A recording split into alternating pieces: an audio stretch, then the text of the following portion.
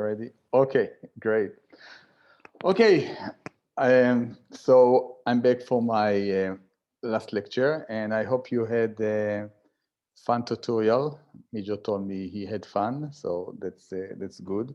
And I hope that actually doing this exercise, you appreciate much more all those what I was telling you about the reasons of what we have with FCNC and what's going on, and in particular, you know, when we try to go beyond the standard model, this is a very important thing to understand as we go on. And my last lecture I want to devote for CP violation. And unlike the first three lectures where we're like really standard model, here it's more about the general phenomena of CP violation and then something about the standard model, but still to understand how we're actually going to be sensitive to CP violation. So let me start with to kind of what is a CP. And of course, we can formally define what the CP operation is, but for our purposes here, I like to think about CP as the symmetry between taking a particle and an antiparticle.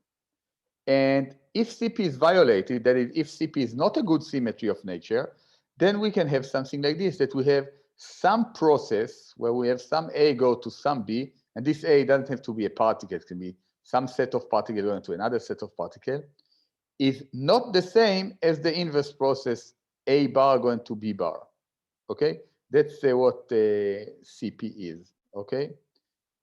By the way, I should have mentioned that CPT is conserved by any Lorentz invariant local field theory, and CPT guarantee that A goes to B is the same as B bar going to A bar, okay? And many times this is much harder to, you know, it's not the same, but for us, CP could be broken, and we know that it's broken by the weak interaction and in the standard model, and it's broken in nature. But that's the idea. The idea of CP violation is to look for some process that the anti-process occurs at different rate. Now, why we actually do it even to start with the course on flavor physics? Because in the standard model, CP violation is very closely related to flavor. And the point is that in principle, it doesn't have to be related to flavor. You can have a theory that doesn't involve any flavors and still can have CP violation, okay? However, in nature, and therefore also in the standard model, CP violation come only from the CKM matrix, and therefore it's very much related to the whole story of flavor. So that's why when we talk about CP violation and flavor, we always come together. I want to mention two things before I move on, that there's actually there are some aspects of CP violation that I'm not going to discuss. The first one is called the strong CP problem. And this has to do with the fact that QCD can actually have a phase.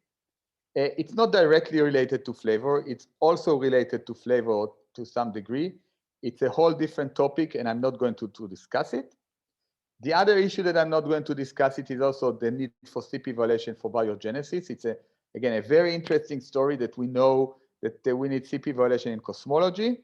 But again, I'm not going to discuss it. In this last hour together, I'm going to discuss CP violation in the lab and how it is related to testing the standard model.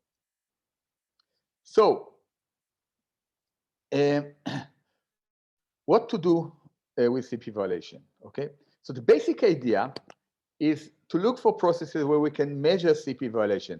So we look for some processes where we should be able to see that the inverse process, not the inverse process, the process with antiparticles is actually different than the process, and then we can measure CP violation. And then once we actually do this measurement, by looking for this result, we can get sensitivity to CKM matrix element and phases, okay? And you already seen this picture, and you see sinus 2 beta and sinus square gamma, and all those kind of things that already enter into the hetero plane picture that you've been seeing, okay? And for example, the K long to pi pi, which was the first CP violation process that was measured, was able to tell us something about the fact that we have 3 generation, and tell us something about the value of eta in the standard model. And then later on, people measure B to psi k short that is a very precise measurement of the angle beta of the unitarity triangle. Okay, so that's the idea. The idea is that you look for CP violation, you measure something, and then you use this measurement in order to probe the CKM matrix. Okay, so that's the idea. We use Flavour observables together with CP violation in order to test the CKM pictures of CP violation. How to find CP violation? So it's not easy to detect CP violation. And the point is as following, okay? CP violation is always an interference effect. And why it is an interference effect? Think about the fact that CP violation comes with a phase. And that's something very fundamental that you know about quantum mechanics. Phases only appear in interference phenomena, right? When you just have some phases, when you take an amplitude and square it, the phase disappears. The only way that you are sensitive to the phase is when you have interference, okay?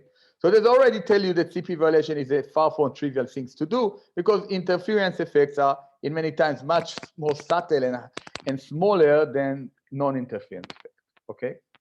Another interesting story about CP violation is that CPT theorem tells us that the total width of a particle and an antiparticle are the same. So if CP violation tell me that the partial width is not the same, there must be another decay where the partial width is also not the same, that exactly cancel the difference in one case, okay? So there's actually, you cannot just keep building things that are unrelated. The sum of all CP violation asymmetry must be zero. So you have a constraint on how big it can be, okay? So furthermore, the third issue that we need in order to see CP violation is not enough that we need to have a fundamental CP violation in the Lagrangian. We also need the two amplitudes that interfere also have something called a strong phase. And soon I'm going to explain what a strong phase is. But the fact that we need this extra ingredient in order to see CP violation makes finding CP violation observable kind of challenging, and we don't have too many of them, and they are kind of harder to deal with. Okay, so let me explain on those phases, what we call weak and strong phase, okay? So when we talk about CP violation, we have this notion of weak phase and strong phase, and I want to explain this. What is a weak phase? The proper name for a weak phase is a CP odd phase. CP odd phase, that means that is a phase that is odd under CP. So if I take phi to be a weak phase and I apply CP on the phase, on the amplitude, the CP conjugate amplitude, the phase comes with a minus I phi. These phases are the phases in our fundamental Lagrangian. So any physical phase in the Lagrangian, are such that when we apply CP on it, we get a minus sign. Okay, it's a CP odd phase. And in the standard model, it's only the weak interaction that have CP violation in it, and therefore the name become weak phase. So I like to emphasize the name is a weak phase, but what we really have is any fundamental phase in L Lagrangian is what we call a weak phase. So just vocabulary. What is a strong phase? A strong phase is a CP even phase. It's a phase that does not change under CP. Okay, so when I apply CP on an amplitude with a strong phase, the CP amplitude has the same sign. Do you see? So it's a CP even phase. Okay. Now, where I can get such phases? Where do I get phases that do not change sign when I move from a particle to the antiparticle? These phases are always there due to time evolution. And if you take it, oh my God, you know, I look at this and there's a minus sign, of course, here that I forgot. But if you take a wave function, a simple wave function, and let this wave function evolve in time, the time evolution of the wave function pick up a phase of e to the minus I ht, right?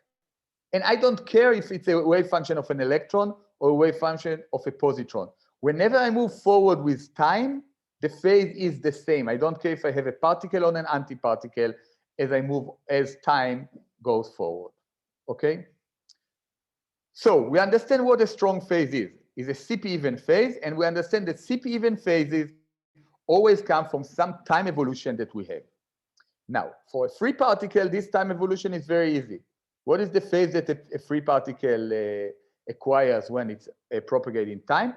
This H just becomes E. So I have a free particle with a given energy, and it's just the energy of the particle. It's e to the minus I ET of the particle, right?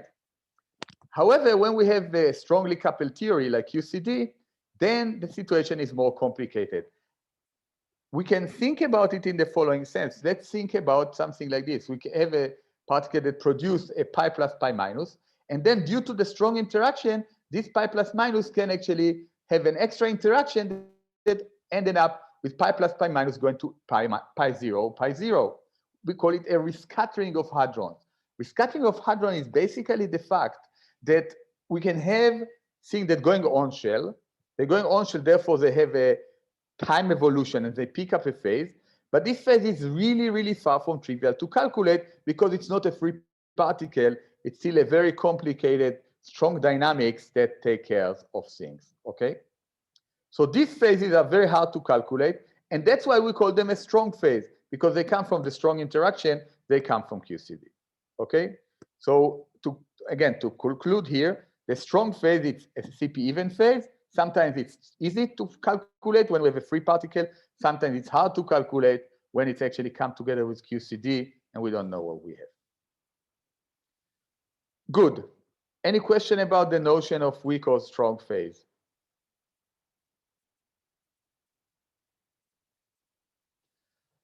Okay, so let me move on and say, why do we need these two phases? Okay, and I give you an intuitive argument, and the intuitive arguments go as following. Let's assume that I have only one amplitude. If I have only one amplitude, then clearly A squared is equal to A bar squared, independent of what the phase they are, right? Now let's say that I have two amplitudes, but only the difference of weak phase, so that's CP violation. However, if I just take, say, one amplitude is A and the other one amplitude is B, their sum is the same as this one. I don't care if I have a minus or a plus. If you do it, what's happened at the end of the day is A squared plus B squared plus 2AB cosine of the phase different. And the cosine of phi is the same as cosine of minus phi. And again, I get the same. However, when both of them are non-zero, oh my God, another typo. When both of them are non-zero, then actually it's not the same. And I ask you when you have some time, it's going to be a very easy exercise to actually calculate the difference between those two. And when you calculate the difference, you see that it's proportional to sinus phi and sinus delta. That is, you need both phi and delta to be non-zero, or more generally, it should be it should be a number that is not n pi in order for this to be to actually see difference between a process and the anti-process. Good. Let me make a few remarks before I get into some details of CP violation. The basic idea is to find processes where we can measure CP violation. And in some cases, they are very sensitive.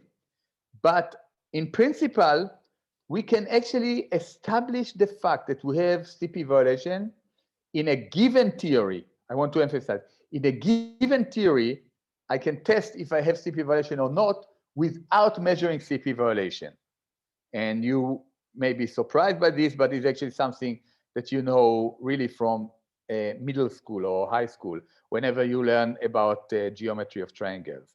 Basically, you can measure the three sides of a triangle, and then you can conclude that the phase is non-zero, right? So then you know that the theory must have CP violation without actually measure any CP violating process, okay? Now, there's other ways to look for CP violation that I'm not going to talk about. They're called triple products and electric dipole moments. I'm not going to talk about them. I just want to mention them for you before we move to the thing that I do going to talk about them. And so far, CP violation had been established that is more than 5 sigma in K, D, B, and B sub S mesons decay. We have a very strong indication of CP violation in lambda B decays, but as of now, it's not yet a 5 sigma, so we don't consider it a discovery, but we have 5 sigma discovery in all the others. And I'm going to concentrate on CP violation from meson decay, the one that is more, is very close to flavor physics. Okay. So what do we need in order to have an interference effect? Okay, so we need two amplitudes. So what these two amplitudes can be, and we classify them into the three classes of CP violation, okay? One is called, you can have two decay amplitudes, when we have a particle that have two different ways to get to the other one. You can have two oscillation amplitudes. You can actually oscillate through two different paths. I'm going to explain it in more detail. And the other way that I can actually have one decay, and the other one is oscillate and decay. So again, you get two amplitudes. So in order to see CP violation, you need two amplitudes, and we classify those two amplitudes into three classes. The two amplitudes are decay amplitude, the two amplitudes are oscillation amplitudes, and the two amplitudes are, one is an oscillating amplitude, and the other is the decay amplitude. And where the phases are coming from. So we can have a weak phase in the decay or the mixing, and it's a relative phase between the two amplitudes. And the strong phase can come either from the evolution, from the time evolution of the mixing, which is the trivial time evolution of the mixing that we already discussed this morning, or it can come from really rescattering from the strong interaction that we have in QCD. So now I would like to actually go and spend time on those three types of CP violation and get into the details of those three types of CP violation. So here is a diagrammatic way to describe the three types of CP violation. So consider a system with a meson, an anti-meson, and a final state. So you can think about P, say, as the B meson, this is a B meson, and this is some final state. For the sake of the argument, think about it as, say, pi plus pi minus, okay? So now what can I have? So I can have the B decaying to the final state, and I could have two or even more amplitudes for this decay, right? And these two amplitudes could actually have a relative phase between them. And then we can have interference of the first type that we call interference in decay, which is the interference between two amplitudes. You can think about the two amplitudes that we can have. I will going to discuss them shortly, what kind of two amplitudes we can have. The other way that we can have that we have oscillation between a B and a B bar. And the oscillation is governed by two things. It's governed by M, which corresponds to delta M. You remember what we talked in the morning, that we get mass difference between the two mesons. And or it can also go through the width difference between the two, okay? And in principle, we can have a phase difference between the mass difference and the decay difference. And we can have a phase between those two, and we can have interference between the mixing of the mass difference and the decay difference. And the third option is the following. I can have the following option. I can have the P go to F through this amplitude, and then I can have the following, that I can go to P bar, and then the P bar going to F, okay? One amplitude and the second amplitude. And there, the interference is between the mixing and the decay. Is the interference, say, between this amplitude A2 and this amplitude M12, okay? In principle, I can have the three, more than one of those come at the same decay. It's not that only one of them appear, several of them appear. This is just the classification of the different classes of CP violation.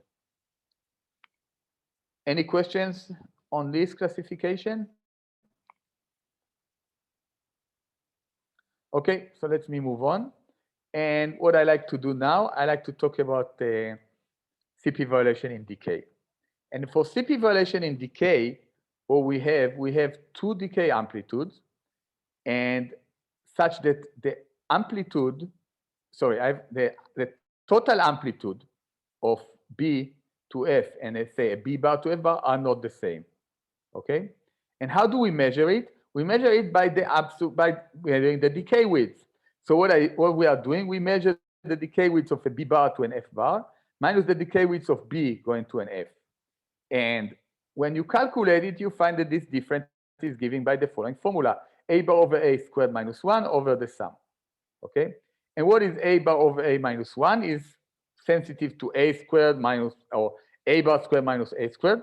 And when you calculate it, and I'm actually, it will be great for you to do this calculation. It's really not a big calculation. You find that the CP violation, the measure of the difference between the particle and antiparticle decay, is given that by the following formula.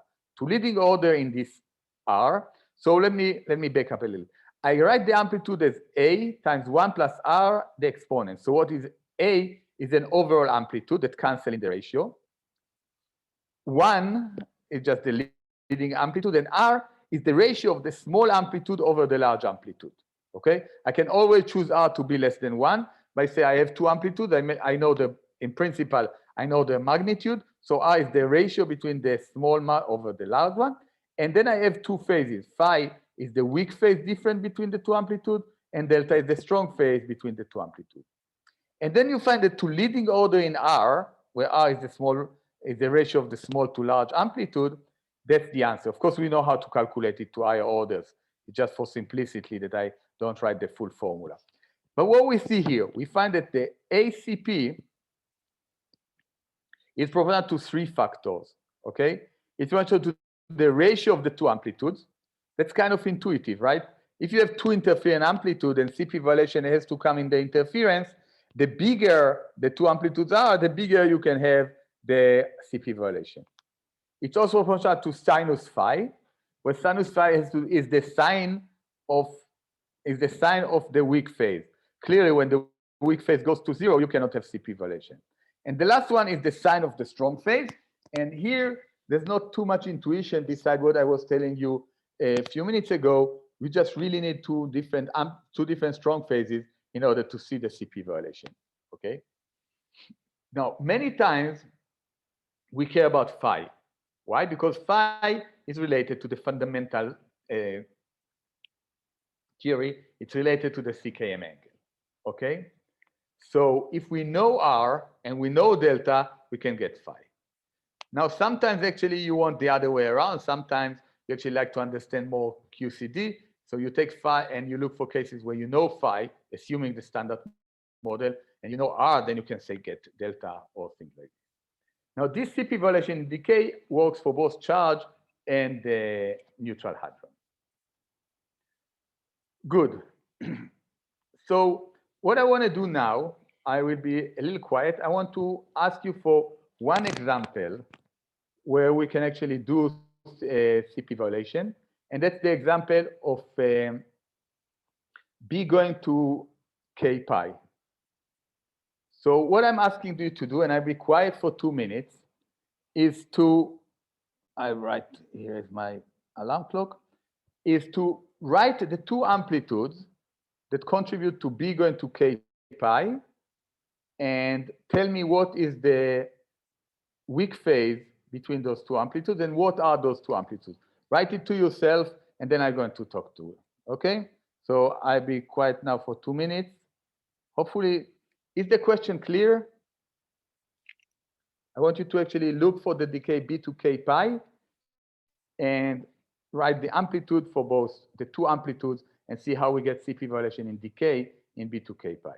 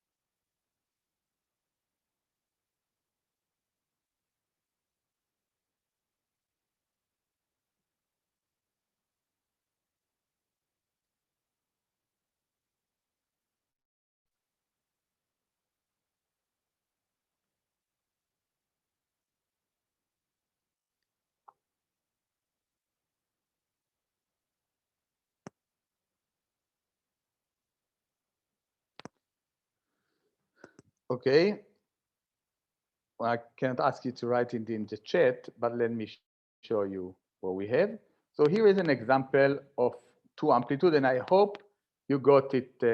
You got those two amplitude, and you understand what's going on. So we have, for example, in B2K pi, we have these two amplitude. We have a tree-level amplitude, and we have a penguin amplitude. This penguin amplitude is a one-loop diagram, okay? And in this case, it's the Flavour changing neutral current amplitude. And this one is a tree-level amplitude. The tree-level amplitude is going to be going to U, then we have a W that go to an S and U.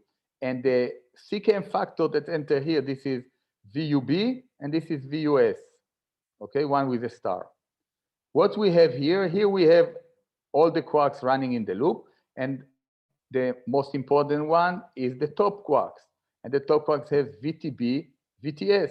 So what is the relative phase between those two diagrams? In the Wolfenstein parameterization, this VUB is proportional to the angle to the delta, to VUB, and the relative phase between this diagram and this diagram is what we call the angle gamma of the unitarity triangle. So all I was hoping for you to understand from this little exercise is the fact that we have two amplitudes, and these two amplitudes have a weak phase difference between them. Now, does it have a different strong phase? The answer is, in principle, yes. There's no reason why there's no rescattering. We just don't know how to calculate it, okay? Now, experimentally, it's found out that actually this diagram, the loop diagram, is actually more important than the tree diagram. When it came about, it was a big surprise, but now we kind of understand what's going on. What's going on is that the VUB is very, very small, and the CKM suppression of this diagram is so important and is more than the loop suppression of this diagram, okay? So it's turned out that actually P is larger than T by roughly a factor of 3, okay? Any question on this? Any question on B2K pi? So let me move on, and there's one more example, and I'm not going to get into the details, and that's the B going to decay. I really like it. First, just say it. B to decay. It's almost like, you know, decay. I hope you see the way we are saying it. And I really love this process because I wrote so many papers on this, and it's definitely my favorite decay. And the reason that I like it so much, because it's extremely clean. And there's actually some really fun story going behind it that actually make it such that you can extract the CKM parameters with basically no hadronic uncertainties, okay? So I don't have time to get into the details of this one. So but I really want you to hear about this B to decay. And if you have time, you should definitely read a little bit about why this is so clean. But the idea, what I like to emphasize for these lectures, is that this is an example of CP violation in decay. We have actually interference between two decay amplitudes. Okay, now I move on to type number 2, and that has to do CP violation in the interference between the two mixing amplitudes. So when we have, and actually that was the question I was asked at the end of the morning lecture, what's happened if we have more observable than just the width and the mass difference? And the answer is yes. And the point is that when we include CP violation in the mixing formalism, when you diagonalize the amplitude, you actually get the two mass eigenstates that we write as this P plus minus Q PB plus minus Q B bar, okay? And in general, these P and Q are not identical. What we know is that P squared plus Q squared has to be 1 just for normalization, but they don't have to be identical. And in particular, both eigenstates, both the B heavy and the B light, the two mass eigenstates, in principle can be such that we have more B than B bar in them, okay? And in particular, they are not orthogonal, okay? So if P and Q were identical, that will be orthogonal. But if P and P are not identical, the two things are actually seeing something like this, right? So what does it mean that we have two solutions of the Hamiltonian that are not orthogonal to each other? That's something that we learn from the very beginning of quantum mechanics, right? The eigenstate have to be orthogonal. How come that we have the eigenstate of the Hamiltonian that are not orthogonal? And the answer here is that when we talk about the mesons, we actually talk many times about the meson, including the decay widths. When we talk about a thing including the decay width, this is not a pure particle. This is what is called a resonance. And in terms of quantum mechanics, this is what we call an open system. An open system is a system when we already take part of the system, right? So what is the full system? The full system is the B bar, and all the final state that the B could decay into it. But once I take all the final state that the B could decay and put it into the decay widths, then I have a 2x2 effective system. But this 2x2 effective system is not the full system. And a 2x2 subsystem of the Hamiltonian, the eigenvalue of this subsystem does not have to be, and eigenvalue do not have to be orthogonal to each other. Okay? Is that clear, this story, that the eigenvalue for the mesons do not have to be orthogonal?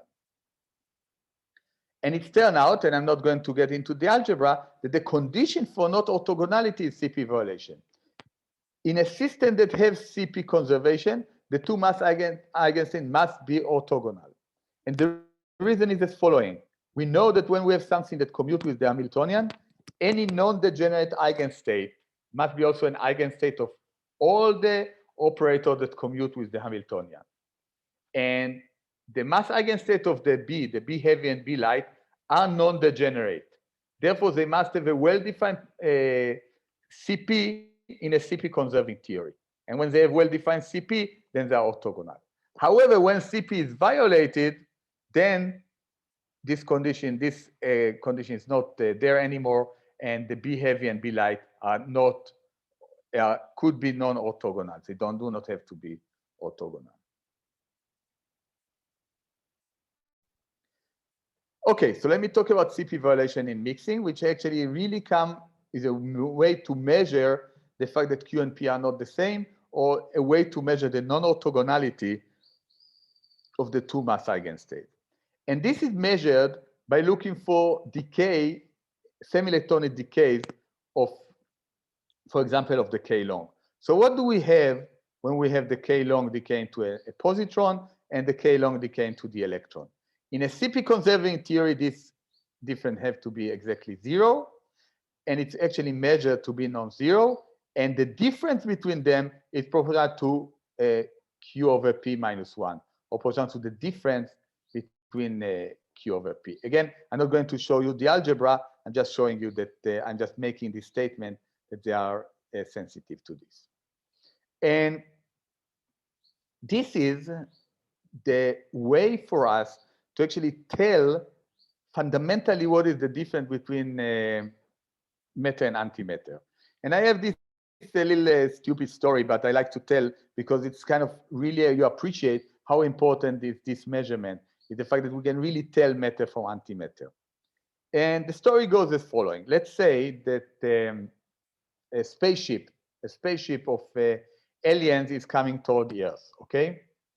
And this spaceship, you know, they are kind of friendly, and they call us, and we talk with them over the internet, and they say, hey, Earth, hello, Earth, we are coming.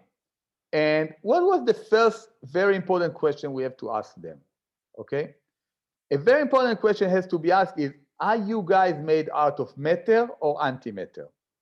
Why this is so important? Because let's imagine this spaceship we made out of antimatter. What's happened when they come to Earth? Immediately we got annihilation, and it's going to be a disaster for everybody. They're going to be annihilated, and basically the Earth will also be gone, right? So we have to really make sure that these guys are made out of matter and not antimatter. So how can we do it? Okay. So you cannot ask them and say, hey, is the electric charge of your electron, the electron that made out your body, is these electrons have a negative charge? This is an arbitrary question because we define it to be negative. We cannot really tell that that's what they are. And we can ask them things like, oh, is your hydrogen atom has a binding energy of this and this? Even if they made out of antimatter, the answer would be the same, right? The way we can ask them the question is the following. Is the K long, and the point is that their K long is the same as our K long, okay? So we can say, is the K long decay to more into positrons or electron? Maybe, is the K long decay more to the thing that made out your body or the antiparticle? If they say the K long decay more into the thing that made our body, we know they made out of antimatter. And then we say, thank you, don't come. If, however, they say the K long decay more into the antiparticle, the anti-electron, then we welcome them on Earth. Okay? So it's practical somehow, maybe not very practical because they are not, we don't see them yet. But the point is that it's this kind of CP violation in mixing that is fundamental for our understanding how to actually define matter versus antimatter. And that brings me to the third type of CP violation, and that's CP violation in interference between mixing and decay. And it's the two amplitudes are as following. We have the amplitude of B going to some final state, and I choose this final state to be a CP eigenstate. Just for simplicity, it doesn't have to be. All that is important is that I can have the two amplitudes. I can have B going to F, and I can have B oscillating to B bar and then decaying into F.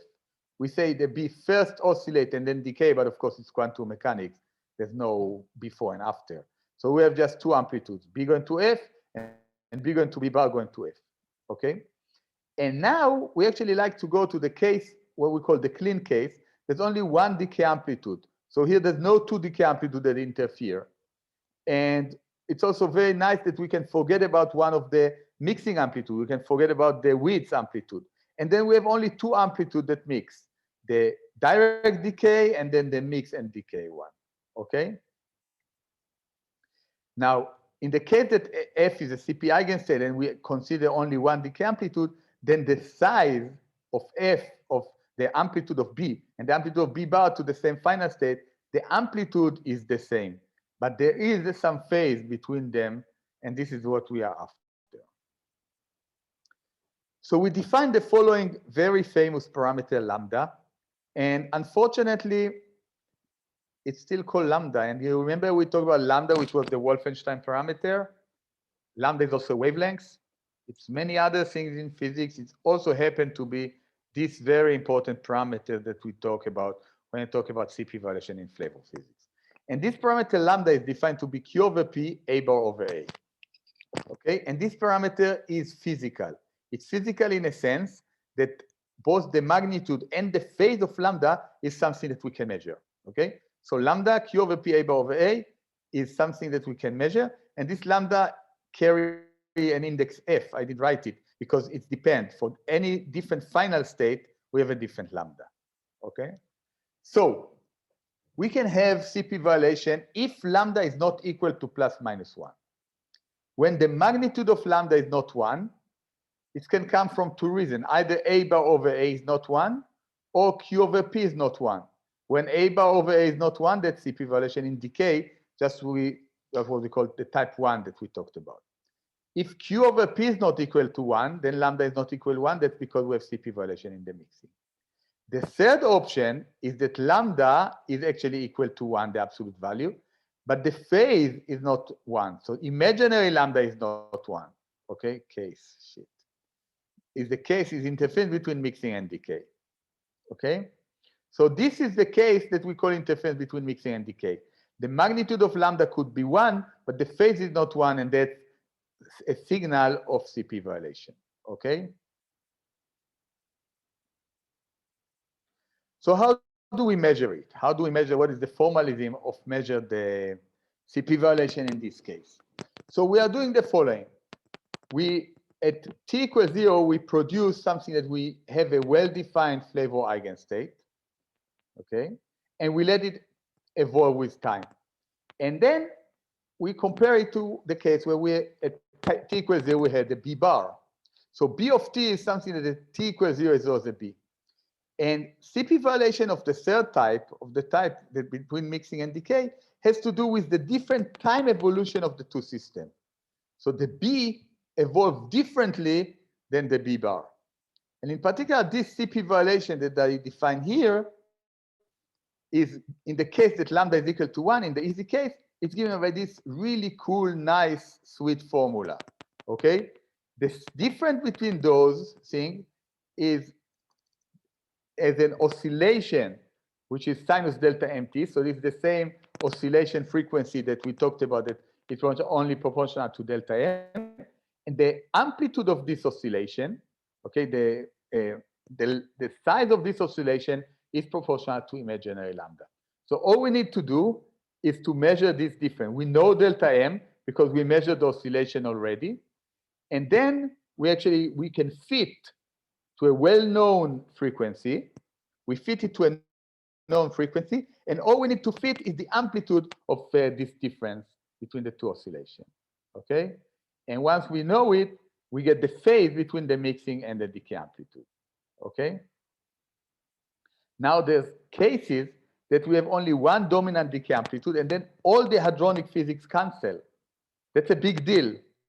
Okay, I said yes in capitals with 3 exclamation marks, because then we actually very, very directly measure this imaginary lambda, which is something that can be related to our fundamental physics. And in some cases, we are even more in an even better situation that this phase is order 1, so then we can actually do get somewhat an easier things to measure. So let me give you an example, and that is kind of the standard example because it's actually the nicest mode, both experimentally and theoretically, and that's big into Psy show. So let's work on the details of this. So big into Psy is the CC bar final state, and a K short is an S and a D, and is made out of SD bar plus D bar S. So what are the decay amplitude? The decay amplitude is a 3-level decay amplitude, and it's just B going to Psi K. And B going to Psi K is proportional to B is going to VCB, VCS star. And there's basically no, the one loop diagram has the same phase. So all the amplitudes here have this phase, and this phase in the standard parameterization is real. Okay? If you like, in the Wolfenstein parameterization is real, because in the Wolfenstein parameterization, the only terms that carry a phase are in the 1, 3, and 3, 1 element. Okay. Moreover, A is equal to A bar to a very good approximation because all the amplitudes carry the same phase, so we don't have a CP violation in decay. Now, in the standard parameterization, Q over P is equal to exponent of 2I beta. So I didn't go through it before, but when we actually look at the box diagram of BB bar mixing, oh, sorry, my battery died, so I will move here when I can charge it. 1 second.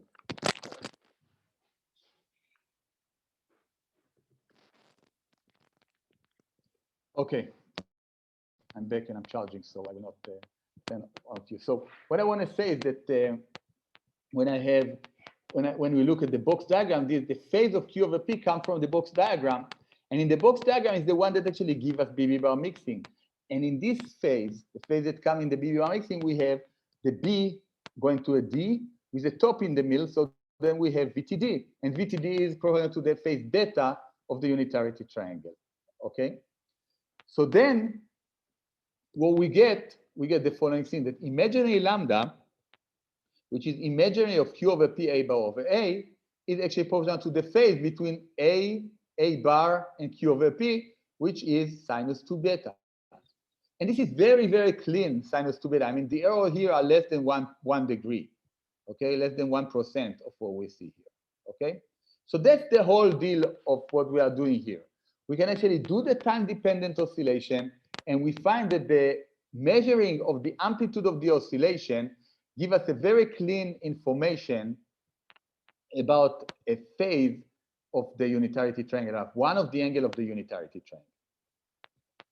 So what I will ask you to do when you have some free time in order to appreciate how nice it is to do the same for other decays, for D plus D minus, pi plus pi minus, phi k short, B sub A is going to psi phi, do everything at leading order, and see what angles you get when you do those kind of things.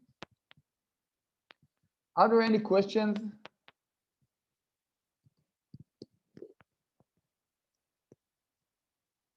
No questions. Okay, so that's actually all I wanted to tell you. I mean, I want to tell you much more, but that's all I was planning on telling you. And instead of a summary, let me plot again this amazing plot that I like so much. And I really like to tell you, it's semi-philosophical, but what the bottom line of my lectures is really the fact that the standard model is amazing. Okay, it's far from trivial that you make all this really amazingly precise measurement. Okay, this is sinus 2 beta. Okay, you see those two lines of sinus 2 beta. This is delta MD. This is the combination of delta MD and delta MS. This is epsilon K is CP violation in kaon physics. This gamma is basically beginning to decay that I was telling you, and there's actually a few other measurements that are underlying this plot. Okay. There's hundreds of measurements. Just open the PDG, look at the PDG, and we basically understand everything at the PDG. And it's far from trivial. And that's, hopefully we understand where it's coming from. It's coming from the fact that the standard model is built in a way that is interesting, with just one Higgs doublet and with a way to avoid Flavour change in neutral current. And it's because the standard model have these really very special types of structure. Both the CKM is hierarchical and the quark mass is hierarchical, and we get things like the G mechanism that give us the suppression and the CKM suppression. So overall, I hope we appreciate the standard model today better than you appreciated 2 days ago before you heard my lectures. And I hope that this lecture, of course, I couldn't cover too much, but gave you enough of a motivation to actually go and read a little more from either my lectures or my book or from any other resource. There's many very good resources that you can actually read and get a little deeper understanding of how the standard model picture of Flavour goes. So that's it for me. We still have time for questions. I know it's getting late and you are tired, but I'd be happy to answer a question if you do have some. Thank you very much, Yuval. So I have one question. Please go ahead. So can you explain a little more about these calculated one and how these make up the amplitudes of different strong Achika, maybe you can put this in the chat. It was very hard. There's a lot of background noise. Unfortunately, we cannot hear you. And if you can type it, I'd be happy to answer. Unfortunately, it was just too noisy, and I was unable to hear it. So please type it. If anybody has another question, we can go to the other question, and then once she's done typing, I will be able to answer her question. Yeah, I actually have a question, Yuval, yes. As I have you here. As you know, I'm a fan of beta decay as well for other reasons, measuring definitely. It. But I've always wondered about the prospects of us discovering some other super clean CP violating observables, perhaps in the charm sector, for example, where things are very messy, right? Yeah, or do you think beta decay is the only one that we will find? I think at this level, I think it is.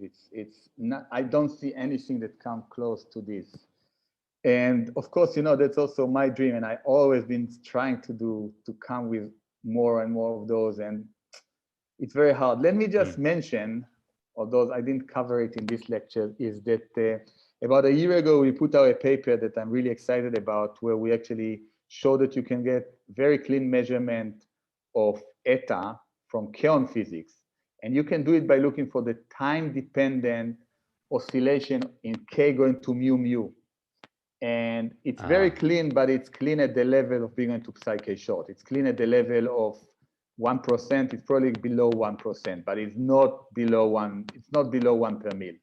And psi short is also, we probably, it's few times 10 to the minus 3 is the ultimate theoretical precision. And also in K2 mu mu. So I'm extremely excited about K2 mu mu. It's not going to be done in a B factory or LHCb. We need a Keon machine, a dedicated one for doing it. And it's very hard. And the B to Decay, it just the stars are aligned so nicely that it's so clean. And of course, we keep thinking. I definitely keep thinking. But okay, let's see. We got the question. How do I see? Yes, here it is. Sorry about this. Okay. Can you explain a little more about the rescattering of hadrons and how do we see whether the two amplitudes have different strong phase or not? Yes, this is a very important question. And the point is the following. The point is that basically, let me back up and say, let's think about QED. And we can actually also have a strong phase from QED. So let's take something that only have leptons. Forget about QCD, only leptons. And we can actually have an E plus E minus scatter into a mu plus mu minus, right? So if you write the amplitude, let me do that now that I'm not sharing anymore. You should be able to see me like this, okay? So I can write, let's see if we can do. So I have some process that I have something come in and I get an E plus E minus in the final state, okay? And then I can also have this diagram where I have a mu plus mu minus, and then the mu plus mu minus come together, emit a photon, and the photon go into E plus E minus. I don't know if you see this diagram, okay?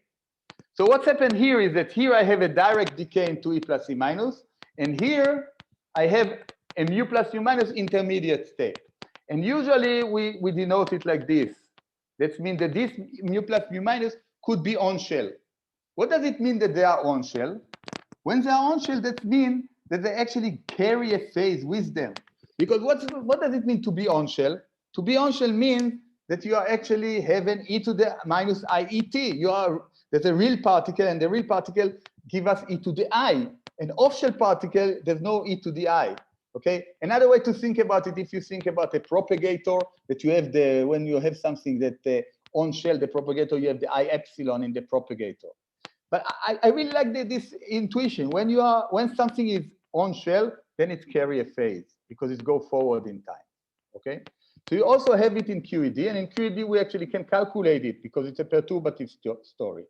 Okay. So I hope you understand what does it mean to have rescattering of hadrons.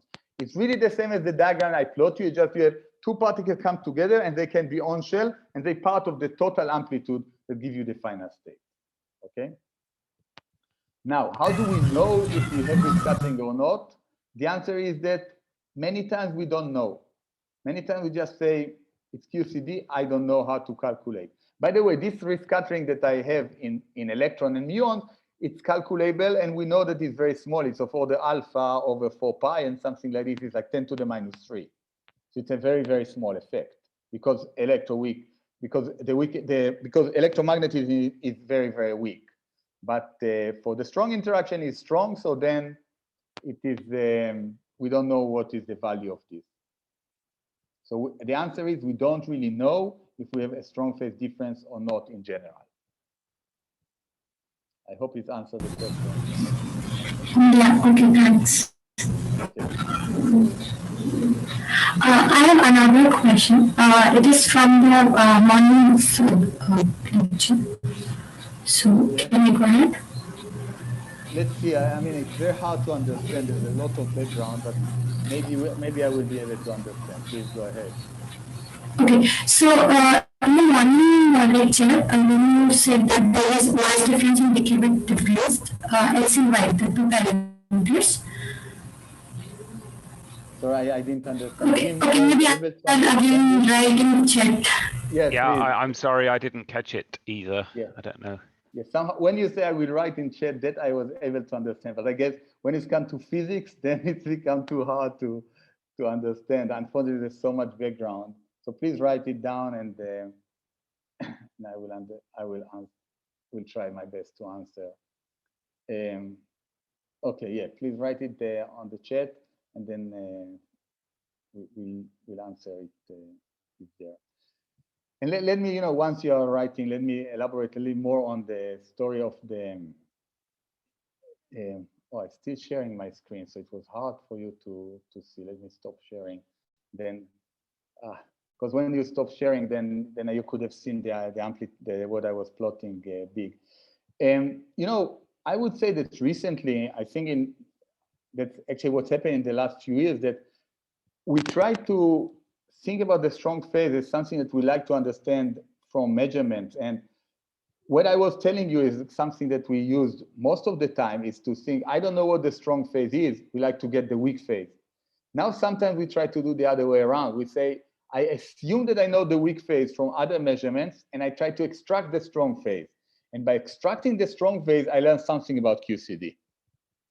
Okay, so it's exactly, you ask me how can I calculate, and then I say, well, I don't really know how to calculate that. Maybe I can measure it because I know the weak phase, and then I measure the strong phase, and then I can actually try to gain some insight into QCD and into the ways to actually measure these things.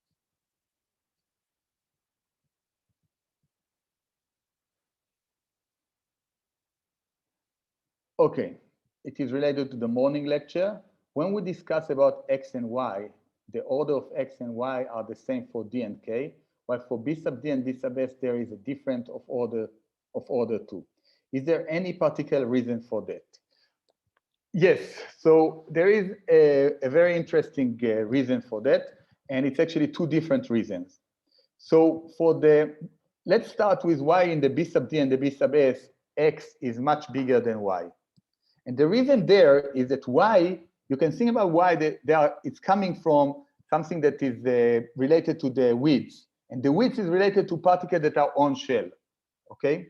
Now, the particles that are on shell are always the particles that are have the mass below the mass of the thing that decay, right? So when I have BB bar mixing, when I have an intermediate top, the intermediate top can never be on shell. But when I have an intermediate charm, the intermediate charm can be on shell, okay?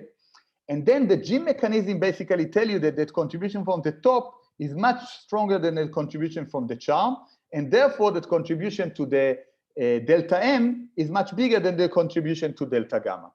So that's the reason why in B sub D and B sub S, X is much bigger than Y.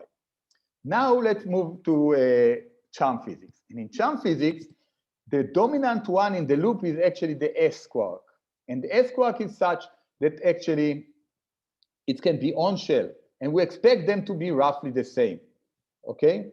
And that's actually what we found. We found that the difference between X and Y is a factor of 40%. It's like 5 and 7 times 10 to the minus 3, respectively, or 4 and 7. There's some errors. But that's because the intermediate particle can go on shell. So the dominant contribution to both X and Y come from the S in the loop. For Keon physics, that's actually the most interesting one. And there it's totally accidental. There is a very good reason why Y is almost 1. The reason that Y is almost 1 is it has to be because of phase space. The point is that the K short decay into 2 pions and the K long decay into 3 pions. And the width into 3 pions is very, very small because there's almost no phase space for 3 pions. So that's why the width difference is very, very large there. And the fact that X is order 1 is totally accidental. If the mass of the charm would be 2 or 3 times bigger, X would be very different. So the fact that X and Y in the Keon system are identical, it's almost identical. Okay, it's much closer. It's not like roughly the same. It's almost the same, and it's totally accidental. Okay, so that's a very good question. It goes much beyond what I was, covering. But there's actually a good reason why in the B system, in the B sub D, X is much larger than Y. There's a very good reason why in the charm system, X and Y are roughly the same. And then in the Keon system, there's an accidental story going there. Okay, I don't see any other questions or hear any other questions now. So, yeah, being a long day. Yeah, but thank you very much for these for spending this time. And So yeah, these lectures are one last thing. Thank you very much. I mean, unfortunately, I don't know who you are. Most of you I didn't see and don't know you. But always, if you have any question related to the things, and if you read the other stuff that I did, feel free to reach out to me. I'd be happy to answer more questions offline. Thank you, Bye, everybody. Yuval. Bye-bye. Bye-bye.